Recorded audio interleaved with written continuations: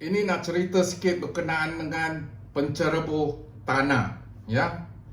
Sebab kebelakangan ini kita nampak banyak berita-berita ya berkenaan dengan pencerebuh yang kita bagi lama lah pencerebuh.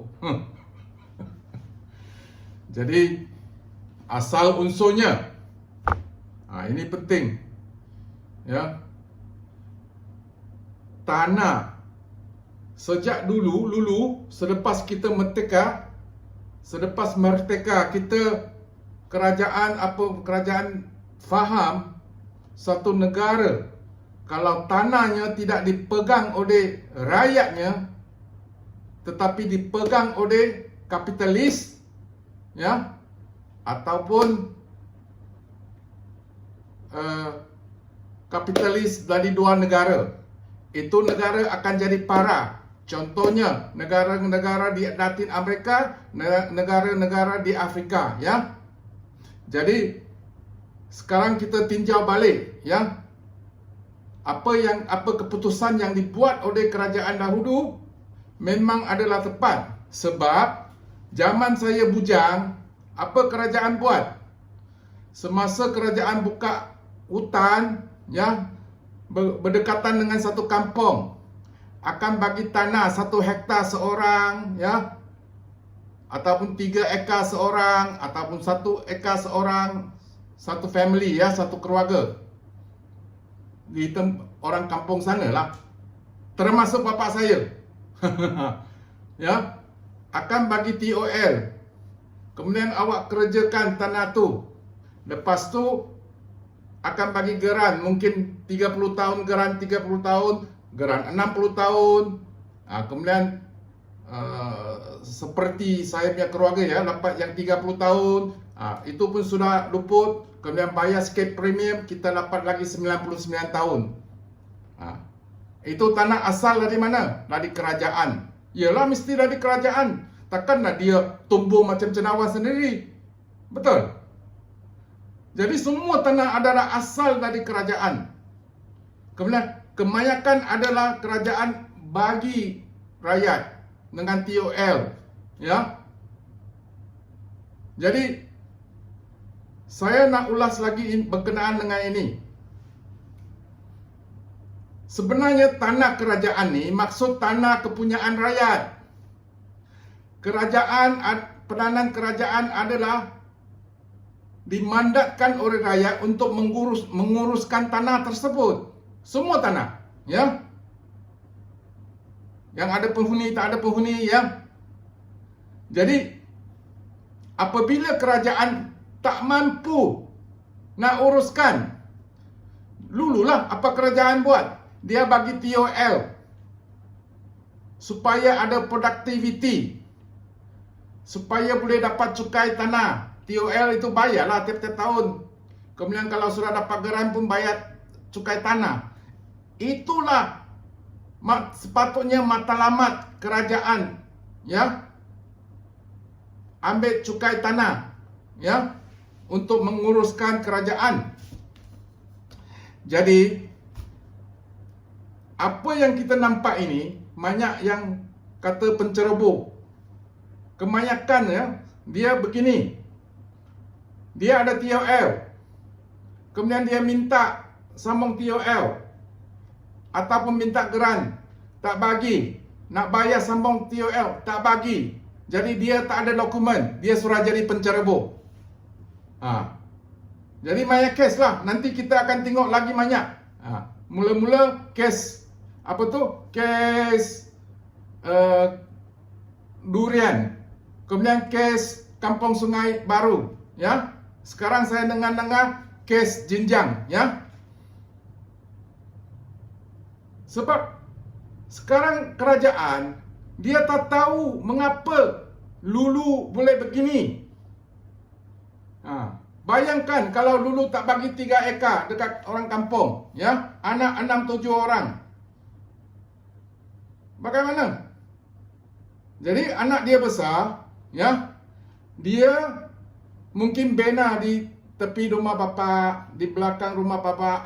Saya tahu ramai yang begini, ya. Itulah cara kita punya untuk survive, untuk bina negara ini. Tiba-tiba sudah generasi kedua, ketiga, sekarang itu 3 ekar pun sudah penuh. Saudara semua duduk di satu tempat, ya. Itu perkara biasa. Tapi saya tidak tahu sejak bila kerajaan ada bagi tanah TOL, ada pajakan, tapi dia bagi 1,000 ekar, 3,000 ekar kepada company besar. Mereka juga bayar TOL. 1 tahun berapa? Mungkin 1 ekar RM100, 1,000 ekar RM100,000 1 tahun dia bayar. Kalau dia bagi-bagi 3 ekar, ya, kepada rakyat biasa, serupa juga pendapatan dia. Cuma itu side punya kita tak tahulah sebab rakyat tak boleh bayar. Mungkin company besar boleh bayar. Saya tidak menuduh, ya. Saya cuma mungkin itu berlaku. Saya cuma agak, ya. Jadi kita akan tengok lagi banyak. Sebab apa? Sebab itu TOL tak bagi bayar, tak bagi membarui. Kemudian cakap dia penceroboh. Senangnya kata orang penceroboh. Ceroboh tanah siapa? Tanah kerajaan. Tanah kerajaan siapa? Rakyat. Kita kena faham. Sekarang saya rasalah, ya, kerajaan macam penjajah. Dia buat undang-undang dia yang buat, ya. Dia yang menguatkuasakan, kemudian dia buatlah apa yang dia rasa betul. Tapi ada faedah kepada rakyat ke tidak, itu lain cerita. Cuma satu soalan saya nak tanya, kenapa tak ada lagi program bagi tanah rakyat jelita? Kenapa? Oh, tak ada tanah, ini. Tapi bagi company ribu-ribu ekar ada pajak. Tapi bagi rakyat 3 ekar satu orang, 1,000 orang, 3,000 ekar tak ada. Sorry. Kalau dia nak menuduh rakyat tak boleh ada, kalau bagi rakyat tak ada productivity, itu pun salah. Sebab dulu bagi rakyat kenapa ada productivity? Yang tanam sawit, yang tanam getah, ya. Jadi lagi satu, dengan alasan nak membangunkan bandar, ya, maka tak bagi TOL ke, ambil tanah ke, dengan undang-undang yang dia buat. Tak kisahlah undang apa, akta apa. Tapi kerajaan apa kerajaan dulu buat? Kuala Lumpur sudah penuh, ya. Majukan Petaling Jaya penuh. Majukan Shah Alam penuh. Subang Jaya, bangunkan Subang Jaya, lagi penuh.